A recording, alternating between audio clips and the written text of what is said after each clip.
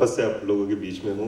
और पहले हमने चेयरमैन सर की बात की और अब जो प्रतिभा की जर्नी है उसको मैं, प्रतिभा जो है 1996 अक्टूबर 14 अक्टूबर 1996 को हमने 13,000 स्पिंडल से पहला जो प्रोजेक्ट है वो शुरू किया था। लेकिन मैं थोड़ा सा इसको बैक लेके जाना चाहूँगा। बैक इसलिए लेना चाहूँगा कि मैं प्रतिभा की जर्नी और अपनी जर्नी दोनों को साथ में जोड़ के और आपको बताना चाहूँगा कि जीवन में कुछ चीज़ें ऐसी होती हैं जो मुझे नहीं मालूम कि किसी को इंस्पायर कर सकती है या नहीं कर सकती, लेकिन जब आप पीछे मुड़ के देखते हो तो एक खुद को सेटिस्फेक्शन जरूर मिलता है। 1994 में मैंने सूरत में ज्वाइन किया। जब मैंने सूरत में ज्वाइन किया तब मेरा सीए कंप्लीट नहीं हुआ था। I was inter CA only. Family का बैकग्राउंड ऐसा था कि जॉब की बहुत जरूरत थी उस समय। मेरा एक फ्रेंड था सूरत में, उसने कहा कि सूरत में काफ़ी रिक्वायरमेंट रहती है चार्टर्ड अकाउंटेंट्स और इंटर सीए की, तो बोले तुम लोग यहाँ आ जाओ। हम 2-3 फ्रेंड थे और बोले यहाँ कहीं ना कहीं तुम्हें जॉब मिल जाएगी। उस समय प्रतिभा सिंटैक्स के अंदर उसने बताया कि काफ़ी सीए 2-3 कंपनियाँ थी बड़ी बड़ी जो वहाँ सूरत की थी। प्रतिभा सिंटैक्स ऐसी कंपनी थी सूरत के अंदर जिसके अंदर भी काफ़ी चार्टर्ड अकाउंटेंट्स और इंटर सीए रखे जाते थे, क्योंकि काफ़ी वर्टिकल्स थे, उनकी काफ़ी यूनिट्स थी। उसके हिसाब से मुझे बुलाया गया। राजकुमार अग्रवाल जी वहाँ हुआ करते थे, अभी भी हैं सॉरी, तो उन्होंने मेरा इंटरव्यू लिया। वो फाइनेंस देखते थे वहाँ। उन्होंने जनरल जो क्वेश्चन होते हैं वो पूछे, कहाँ से बिलोंग करते हो, क्या है, फैमिली में कौन है, डेबिट क्रेडिट आता है या नहीं आता, वो सारी चीज़ें पूछी। और बोले कि ठीक है हम आपको रखते हैं, आपको एक एक्सपोर्ट इम्पोर्ट देखना रहेगा और आपकी सैलरी होगी 7,000 रुपये। मैं जब घर से निकला था तो मेरा सपना ये था कि 3-3,500 रुपये की सैलरी मिल जाएगी तो बहुत बड़ी बात है, क्योंकि उस समय सीए को 3,500 रुपये मिलते थे, तो इंटर सीए को तो 3-3,500 मिल जाए तो बहुत अच्छी बात है। 7,000 रुपये की सैलरी उन्होंने बोली तो मेरा मतलब कहते ना एक एकदम से दिमाग, यार ये सही फिगर है या गलत फिगर है। तो मैंने कहा सर क्या बोला आपने? तो उन्होंने क्या पता क्या, उन्होंने कहा अच्छा ठीक है हम 7,500 रुपये दे देंगे। So that was a movement कि एकदम से मतलब कहते हैं ना कि एक लॉटरी निकल गई। तो मैंने डिसाइड कर लिया कि भाई ये बहुत अच्छी अपॉर्चुनिटी मिली है और मेरे को बहुत मेहनत करनी है, क्योंकि बैकग्राउंड ऐसा था, जिम्मेदारियां बहुत थी। तो मैंने कहा अपने को मेहनत से पीछे नहीं भागना है। दूसरा चैलेंज ये आया कि इंपोर्ट एक्सपोर्ट का काम, मैं एक सीए का कोर्स कर रहा था जिसके अंदर इंपोर्ट एक्सपोर्ट का एक्सपोजर उस समय इतना नहीं था। हम लोगों को अकाउंट्स और बेसिकली फाइनेंस ही सिखाया जाता था, पर I have accepted it as challenge. मैंने कहा ठीक है कोई बात नहीं, करेंगे अपने। मेरे को ऑफिस भेज दिए गए अगले दिन से। मेरे 2 बॉस थे, एक इंपोर्ट देखते थे एक एक्सपोर्ट देखते थे। तो मैंने कहा सर मुझे बैठना कहाँ है? तो बोले अभी तो यहाँ बैठने की जगह नहीं, छोटा ऑफिस है, आप तो है ना यहाँ सामने ही बैठ जाया करो हमारे, और कभी कुछ ज़्यादा कोई फोन वोन हो तो एक चक्कर मार लिया करो ऑफिस का। तो मैंने कहा ठीक है भाई। तो आप बिलीव नहीं करेंगे, मैंने 6 महीने तक सामने बैठ के काम किया उनके, पर दिमाग में एक चीज़ थी कि मेरे को सीखना है, मेहनत करनी है और मेहनत से पीछे नहीं हटना है। वो मेरा प्रोफाइल नहीं था इंपोर्ट एक्सपोर्ट का, लेकिन उसके बाद भी मैंने कहा कि सीखने की, क्योंकि जब मैं आर्टिकलशिप कर रहा था, मैंने आर्टिकलशिप लोडा एंड कंपनी से की, और मेरे जो इमीडिएट बॉस थे उन्होंने जिंदगी में एक ही चीज़ सिखाई कि अशोक जो भी काम हो, जैसा भी काम हो, यदि उस समय अपनी उस काम को करने की मजबूरी है या उस समय अपनी जरूरत है तो उसमें 100% लगा के उस काम को करना, उससे पीछे मत हटना कभी भी। ये मत सोचना कि इससे ये मेरे फील्ड का नहीं है तो मैं इससे कुछ सीखूंगा या नहीं सीखूंगा। जिंदगी में कोई भी काम हो छोटा बड़ा, उससे आप कुछ ना कुछ सीखते ही हैं। तो वही एक इंस्पिरेशन था। तो मैंने 6 महीने तक इंपोर्ट एक्सपोर्ट सीखा, और वो इंपोर्ट एक्सपोर्ट मैं आपको बताना चाहूंगा कि मेरे जीवन में मतलब एक कहता है ना कि जो रास्ते खुलते हैं, जो एक वाइड एक्सपीरियंस होता है, उसमें बहुत कॉन्ट्रीब्यूशन किया। उसके बाद में 96 में मैं इंदौर आया, जैसे मैंने आपको पहले बताया और सबको बहुत लोगों को मालूम ही है। मैं जब यहाँ आया तो मेरे को जब बोला गया था कि आप ऐसी जगह जा रहे हो जहाँ आपको सीखने के लिए बहुत कुछ मिलेगा, और वो मेरी मन की एक इच्छा भी थी कि ठीक है अपने सीए हैं और इस लाइफ में आए हैं तो डेफिनेटली सीखने में कोई कोताही नहीं होनी चाहिए, जो भी मिले जो सीखना चाहिए। मैं यहाँ आया, मेरे साथ मिस्टर भूतड़ा हुआ करते थे जो मेरे बॉस थे, उनके साथ मैंने अकाउंट्स और फाइनेंस का काम सीखा, क्योंकि वो सूरत में मैंने नहीं सीखा था। उसके बाद में काफ़ी लोग आए, महेश्वरी जी थे उस समय, लाहौटी जी आए, फिर उसके बाद में कौल साहब आए, फिर उसके बाद में राहुल शर्मा जी आए, गंडोत्रा जी आए, सुरेंद्र शर्मा जी आए, लाइन बहुत लंबी है तो काफ़ी लोग आए। पर जो सीखने की बात है, इसमें दो चीज़ें बहुत इंपॉर्टेंट होती है। एक ये कि आपका खुद का इंटरेस्ट कितना है, क्योंकि आपके बॉस का आपको सिखाने में इंटरेस्ट तभी होगा जब आपका खुद का इंटरेस्ट होगा किसी काम को करने में। यदि आपका खुद का इंटरेस्ट नहीं है, आपकी खुद की मेहनत नहीं है, तो आपका बॉस उस काम के लिए ज़्यादा पेन नहीं लेगा। तो मेरा आप लोगों से सबसे यही कहना है कि ज़िंदगी में जो भी काम हो, जो हमें मिल रहा है, जिस जगह हम काम कर रहे हैं, उसको लगन से करें, उसको मेहनत से करें। और प्रतिभा सिंटेक्स ऐसी जगह है कि जहाँ आप देखते ही हैं कि जो लोग इनिशिएटिव लेते हैं, जो मेहनत करते हैं, उनके लिए कोई लिमिट नहीं है इस ऑर्गेनाइजेशन के अंदर। तो मैं वापस 96 पे आता हूँ। 96 में आया, चेयरमैन सर के साथ में मेरा इंटरेक्शन होता था। पहले भूतड़ा जी ज़्यादा इंटरेक्शन करते थे, मेरा कम होता था। जैसा मैंने आपको पहले बताया था, उनका बड़ा गुस्से वाला स्वभाव था। वो किस बात पे कब गुस्सा हो जाए और कितने गुस्सा हो जाए, वो बड़ा मतलब एक खतरनाक मूवमेंट रहता था। तो मेरे साथ भी ऐसा हुआ कि एक दिन मैं सूरत में था, क्योंकि सूरत मैंने छोड़ा था तो वहाँ के कुछ काम पेंडिंग थे, तो मैं जाता था बीच बीच में। तो चेयरमैन साहब का वहाँ सूरत में फ़ोन पहुँचा राजकुमार जी के पास में, और उन्होंने मतलब वो काफ़ी चिल्ला चोट की। और राजकुमार जी मेरे पास आए कि बोले अशोक क्या बात हो गई? बोले भाई साहब का फ़ोन आया है और बहुत ज़्यादा गुस्सा हो रहा है। मैं कहा सर मेरे को तो कोई मालूम नहीं कि किस बात पे गुस्सा हो रहा है। फिर मैंने बात की तो मतलब मैं फिर अगले दिन ही इंदौर आ गया था। तो मैं मिला तो बाबू बड़े मतलब गुस्सा, और उन्होंने कहा कि बोले तुमने मेरा नुकसान कर दिया, मैं तुम्हें निकाल दूंगा। जैसा उनका उस समय एक टेम्परामेंट रहता था। हालांकि वो प्यार भी बहुत करते थे, लेकिन जब उनको गुस्सा आता था तो बड़ा, और उनको गुस्सा तब आता था जब उनको लगता था कि कंपनी का कोई नुकसान हो रहा है। तो ये बहुत अच्छी चीज़ है, क्योंकि कंपनी का जो नुकसान है वो एक तरह से सब मतलब एक आदमी का नुकसान नहीं है, वो वहाँ काम करने वाले सभी लोगों का नुकसान है, इसलिए बहुत अच्छी बात है। पर फिर उन्होंने जब मेरे को सारी बात बताई और मैंने जब उनको बोला कि नहीं सर इसमें ऐसा नहीं, इसमें इस तरह से है, उन्होंने शांति से बात सुनी।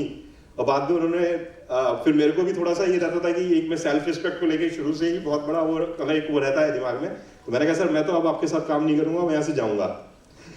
तो उन्होंने बड़ा मतलब इमीडिएट मेरे से सॉरी बोला अशोक जी आज का दिन है और आज के बाद मैं आपको कभी भी नहीं बोलूँगा। तो मतलब इतने बड़े आदमी का इतना पोलाइटली, इतना हम्बली उस चीज़ को बोलना, ये अपने आप में एक एग्जाम्पल है। क्योंकि जनरली किसी को पड़ी नहीं रहती कि ठीक है कि एम्प्लॉय ने यदि आप पे कुछ बोल दिया है तो उसके लिए कोई माफ़ी मांगे, लेकिन ये उनका बहुत बड़प्पन, उनका बहुत बड़ा एक मैं कहता हूँ स्वभाव है कि वो अपने होते से भी माफ़ी मांग लेते थे। उन्होंने मेरे को उस दिन वचन दिया, वादा किया कि अशोक जी मैं आपसे वादा करता हूँ कि आज के बाद मैं आपको कभी भी ऊंची आवाज़ में बात नहीं करूँगा, कभी कोई गलत चीज़ नहीं कहूँगा। और मैं आपको बताना चाहता हूँ कि आज 25 साल हो गए हैं, उस दिन के बाद उन्होंने कभी मेरे से बात नहीं की इस तरह से। गलतियाँ होती हैं, गलती मेरे से भी हुई, ऐसा नहीं कि नहीं हुई, लेकिन उन्होंने कभी भी बात नहीं की। तो ये एक बहुत बड़ी चीज़ है, और इसीलिए ऑर्गेनाइजेशन बड़े बनते हैं, इसीलिए वहाँ लोग इतने साल तक जुड़े रहते हैं। क्योंकि पैसा एक अलग चीज़ है, लेकिन आपका रिस्पेक्ट, आपकी ग्रोथ, वो सब मैटर करता है। ये जो सब है ये प्रतिभा में मुझे मिला। उसके बाद में जर्नी की बात करें तो 1996 में 13,000 स्पिंडल से हमने शुरू किया। उसके बाद में 12,000 स्पिंडल, जो 25,200 स्पिंडल का शुरू का प्लान था, 80 करोड़ रुपए का इन्वेस्टमेंट था, उससे 25,200 स्पिंडल पूरे हुए। फिर चेयरमैन सर का सपना था कि मेरे को 19,000 स्पिंडल लगाने हैं। मैं जो एक डेडिकेशन की बात कर रहा था आपसे, मैं उसको बताना चाहता हूँ कि 19,000 स्पिंडल लगाने की जब बात आई तो एक बहुत बड़ा डिबेट खड़ा हुआ कि क्या स्पिनिंग के अंदर एक्सपेंशन करना चाहिए। और उनका अपना एक विजन था, उनकी अपनी एक सोच थी, और मैंने ये माना है कि मतलब उनका एक जो सोचने का तरीका है वो तो अपनी जगह है ही, पर जो एग्जीक्यूशन है वो बहुत इंपॉर्टेंट है। क्योंकि मैं हमेशा ये मानता हूँ कि ख्वाब बहुत आराम से देखे जा सकते हैं, लेकिन ख्वाब जमीन पे वही उतरते हैं जब आप उसका एग्जीक्यूशन ढंग से करते हैं, उसके लिए अपनी मेहनत लगाते हैं, उसके लिए अपने एफर्ट्स डालते हैं। तो ख्वाब देखना बड़ा आसान है, लेकिन उनको एग्जीक्यूट करने के लिए आपको बहुत एफर्ट्स करने पड़ते हैं, बहुत मेहनत करनी पड़ती है, बहुत सेक्रीफाइस करने पड़ते हैं। तो वो उनके अंदर था। तो जब काफ़ी डिबेट हुआ, कंसल्टेंट्स भी बाहर से आए कि लगाना चाहिए नहीं लगाना चाहिए, स्पिनिंग में प्रॉफिट रहेगा या नहीं रहेगा, लेकिन उनका ये था कि नहीं मुझे लगाना ही है। क्योंकि 25,200 स्पिंडल उस समय एक इकोनॉमिक साइज हुआ करता था, लेकिन जिस हिसाब से बिजनेस बढ़ रहा था उस हिसाब से वो कैपेसिटी कम थी। सारे डिस्कशन होने के बाद में भी वो अपने निश्चय पे दृढ़ निश्चय रहे, और उन्होंने अपना फाइनली डिसीजन लिया कि नहीं हम ये लगाएंगे ही। और वो एक सेकंड स्टेप था प्रतिभा सिंटेक्स की लाइफ में कि 19,000 स्पिंडल लगे। उसके बाद में जो उनका एक दूसरी जो इंपॉर्टेंट चीज है वो ये है कि समय के साथ चलना, क्योंकि जैसे जैसे आप ग्रोथ करते हो आपको ये जानना जरूरी है कि आपके कॉम्पिटिटर्स क्या कर रहे हैं, मार्केट में क्या हो रहा है, ग्लोबली क्या हो रहा है। तो पावर की शॉर्टेज थी, उन्होंने तुरंत डिसीजन लिया कि हम 4 मेगावाट का एक फर्टाइल ऑयल का पावर प्लांट लगाएंगे। वो पावर प्लांट एमपी के अंदर हार्डली 2 या 3 ही लगे थे उस समय। उसके बाद में 2000 में जो इनका शुरू से विजन था कि मेरे को एक कंपोजिट यूनिट लगानी है, उस डायरेक्शन में काम शुरू हुआ। निटिंग डाइंग गारमेंट की जो है वो रूपरेखा बनी, श्री सतीश कौल साहब को लेकर आया गया एज ए उस प्लांट का पूरा देखने के हिसाब से, और 2000 से लेकर 2002 तक प्रतिभा सिंटैक्स एक पूरी कंपोजिट यूनिट बन गई।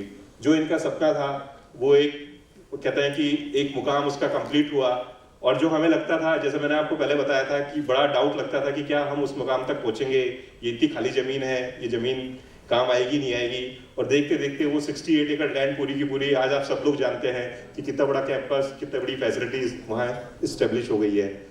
उसके बाद में 2007-8 के अंदर हमने फर्दर एक्सपेंशन की बात की, बिजनेस को आगे ले जाने की बात की। ओपन एंड, MBS, मिलांज, स्पिनिंग के अंदर आए, स्पिनिंग की साइड में हमारे प्रोजेक्ट लगे।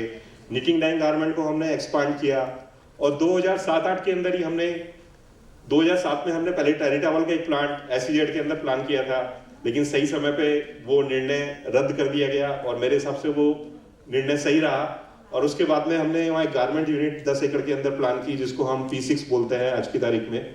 उसको हमने 2016 में डिनोटिफाई कराया, और अभी वो सेक्टर 5 के अंदर हमारे आती है। 2007-8 के अंदर ही हमने P4 जो है वो यूनिट को खरीदी। तो विजन वाली जो बात होती है कि डिसीजन मेकिंग देखिए कैसे होती है बिजनेस के अंदर और उसकी क्या इंपॉर्टेंस है। जब बिजनेस बढ़ता हुआ उनको दिखा तो उन्होंने कहा कि नहीं, हम कंस्ट्रक्शन करने जाएंगे तो टाइम लगेगा, तो अब ऐसी यूनिट देखना शुरू करो जो रेडीली अवेलेबल हो जाए। तो हमने जो सेक्टर 1 की PSL4 है, ब्रोकर्स के थ्रू उसको लोकेट किया, उसको देखा, उसकी डील फाइनल की।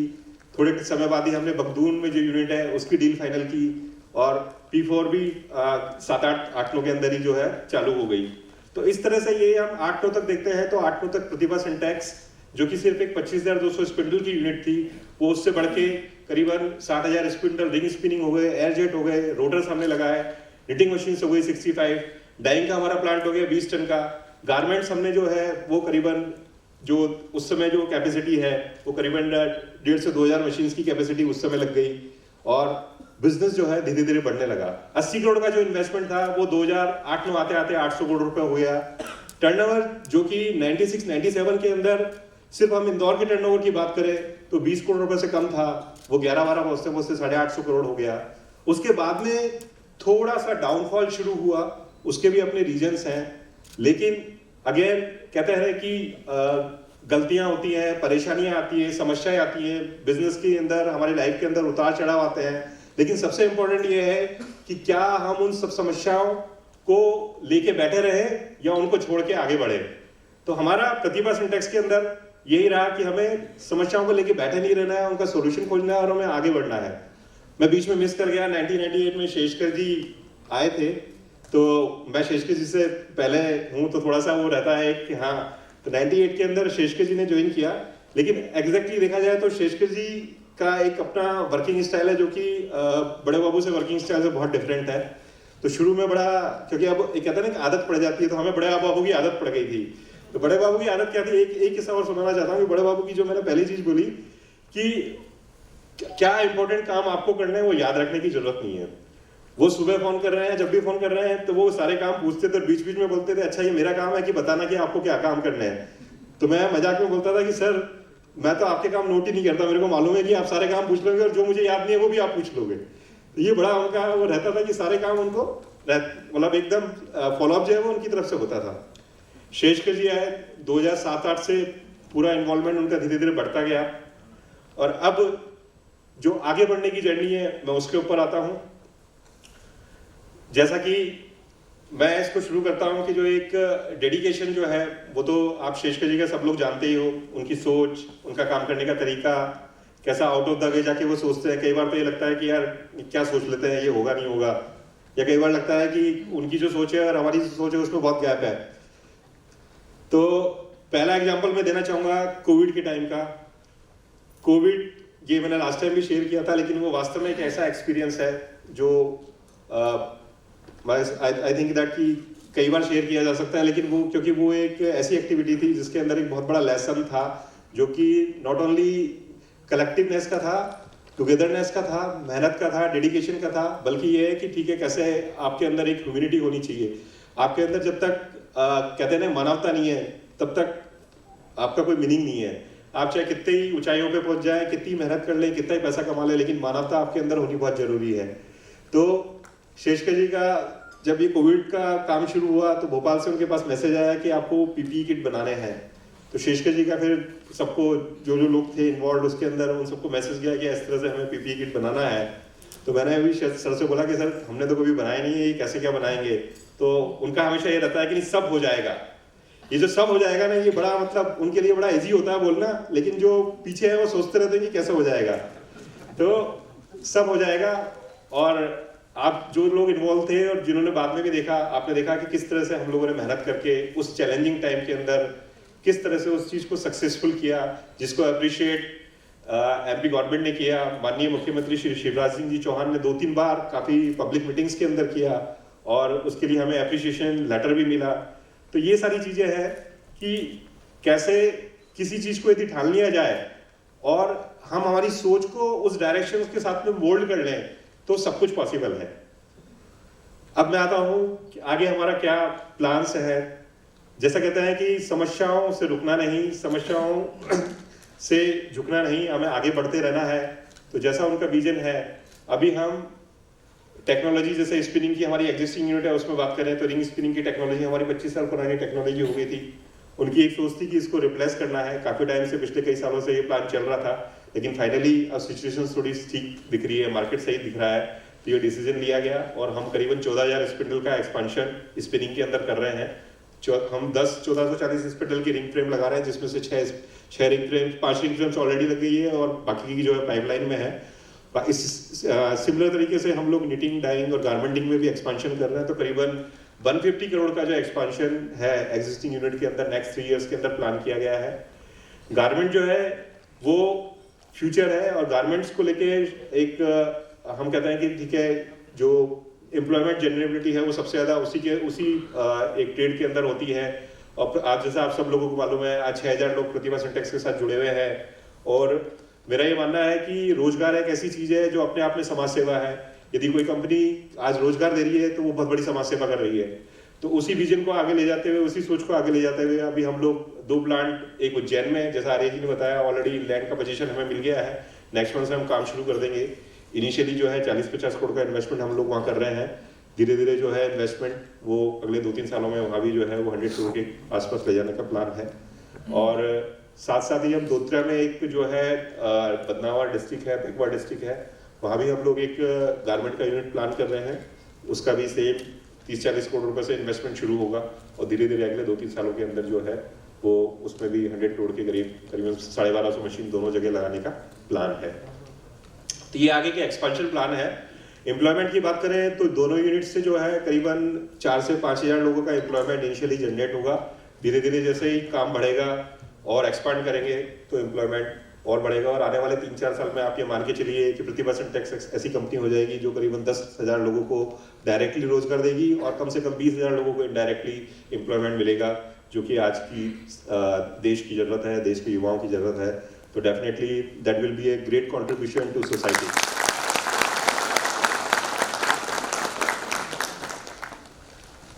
ये तो हुआ बिजनेस का साइड। सोशल साइड की मैं बात करूं तो जैसे मैंने बोला कि मानवता होनी बहुत जरूरी है।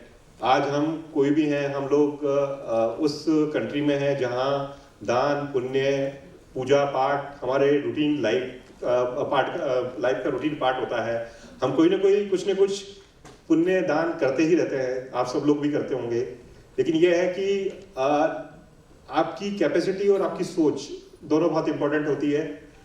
आप अपनी कैपेसिटी में जैसा कर सकते हैं वैसा करते हैं, लेकिन कई बार ये होता है कि उससे आगे जाके वो सोच रखना, उसको कंटिन्यू करना। तो वो जो चौधरी फैमिली है उनका शुरू से ये रहा है। बाबू का तो आप सब लोग जानते ही हैं कि किस तरह से उनका एक हेल्पिंग नेचर है, किस तरह से जो हमारे कंपनी के अंदर भी जो स्टाफ है, जो एसोसिएट्स हैं, जो जिनका लेवल थोड़ा नीचे है, जो इनिशियल स्टेज पे है या जिनकी एक सैलरी ब्रैकेट नीचे है, उनकी किस तरह से हेल्प करना, किस तरह से उनके बच्चों की पढ़ाई का ध्यान रखना, प्लस जो यहाँ गौशाला है बुजुर्ग लोगों के लिए जो है और बच्चों के जो है अनाथालय है, वहाँ कहीं ना कहीं कंट्रीब्यूशन चलते ही रहते हैं। और एक जो सोच है कि हमारे साथ जो लोग जुड़े हुए हैं उनकी भी कैसे तरक्की हो। 28 मकान अभी आप सबको मालूम ही है कि हमने हमारे जो एसोसिएट साथी हैं उनको दिए हैं, और प्लान ये है कि जैसे जैसे कंपनी ग्रो करेगी तो वो जो ग्रोथ है उस ग्रोथ में आप सब लोग कैसा हिस्सा बने, हम सब लोग कैसा हिस्सा बने, वो एक विजन है। ये बहुत बड़ी चीज है, क्योंकि अपने लिए तो सब कुछ ही कर लेते हैं, जब आप दूसरों के लिए सोचते हो तभी आपकी ग्रोथ होती है, तभी आपकी तरक्की होती है। तो मैं ये कहना चाहूँगा कि आप लोगों को इस मंच के माध्यम से, इस प्रोग्राम के माध्यम से, कि ये एक ऐसी कंपनी है जिसके अंदर एक जो रिलेशन है वो एम्प्लॉयर एम्प्लॉय का रिलेशन नहीं है। यहाँ जो रिलेशन है वो एक फैमिली का रिलेशन है। आप सब लोग भी जानते हो कि चाहे बाबू रहे हो, बाबू के किस्से दातार सिंह ने सुना है, आर्य जी ने सुना है, और श्रेष्ठ जी को तो आप सब लोग जानते ही हो कि वो एक कहते हैं ना एक डिस्टेंस नहीं है बिटवीन में कि भाई मैं कंपनी का एमडी हूँ तो मैं अपने कैबिन में बैठूंगा, कैबिन से बाहर नहीं निकलूंगा, या मैं लोगों से, नीचे के लोगों से इंटरेक्ट नहीं करूंगा। अभी तो कई बार ये लगता है कि श्रेष्ठ जी जो है वो किसी भी लेवल पे इंटरेक्ट कर लेते हैं, मतलब ये एक बहुत बड़ी चीज है कि वो ये नहीं कि ठीक है भाई सीनियर, उनको है कि वो जूनियर से भी बात कर लेंगे, उसके नीचे वाले से भी बात कर लेंगे, और उनका ये रहता है कि वो जो कहते हैं ना कि किसी से भी कुछ भी सीखा जा सकता है और कोई भी कुछ भी कंट्रीब्यूट कर सकता है कंपनी के लिए। ये जरूरी नहीं कि जो सीनियर पोजीशन पे बैठे हैं वो लोग ही कंट्रीब्यूट करते हैं, नीचे वाले लोगों का भी एक बहुत बड़ा कहते हैं ना एक इनविजिबल कंट्रीब्यूशन रहता है। और मैं तो ये मानता हूँ कि सबसे ज्यादा कंट्रीब्यूशन उन्हीं लोगों का रहता है जो कि फ्लोर पे काम कर रहे हैं, नीचे काम कर रहे हैं, क्योंकि उन्हीं की मेहनत से हमारी परफॉर्मेंस झलकती है। तो बहुत टाइम ले लिया। एट द एंड यही कि Pratibha syntax is a company where you can see your future, your growth. और जैसा दातार सिंह ने कहा कि जीरो, मैं बहुत अच्छी बात बोली कि जीरो, वास्तव में अपने आप को जीरो ही समझना चाहिए और हमेशा ये करनी चाहिए कि हम हमारे साथी के साथ खड़े हो जाए तो हम 10 बन जाएंगे, और 10 साथियों के साथ खड़े हो जाए तो 100 बन जाएंगे। इसलिए हमेशा हमें जो है इस डायरेक्शन में सोचना चाहिए। All the best to all of you, thank you so much.